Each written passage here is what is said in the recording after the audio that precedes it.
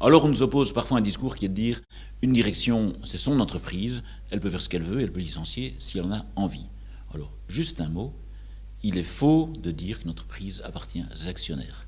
Mais bon, sur la question principale, pour nous, l'objectif n'est pas d'interdire à jamais le moindre licenciement individuel. Dans les entreprises, il y a des entreprises qui grandissent, d'autres qui diminuent, on peut accepter ça. La vraie question c'est, est-ce que le licenciement d'un travailleur, d'un ouvrier, d'un employé, est-ce que c'est la solution de dernier recours, ou bien est-ce qu'un licenciement pas cher, vite fait, mal fait, est la solution de facilité? C'est ça qui nous intéresse. Et là, il faut quand même bien dire qu'en Belgique, nous avons négocié, avec les employeurs, un tas d'alternatives au licenciement.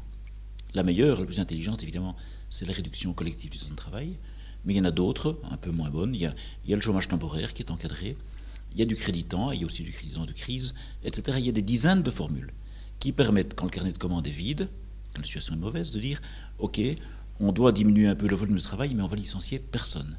Aujourd'hui, en Belgique, c'est possible grâce aux résultats de la concertation sociale. Et donc, en fin de compte, la question de la durée du préavis et du fait qu'il est payé par l'entreprise, donc il est cher, elle a un sens essentiel, c'est le sens de la dissuasion.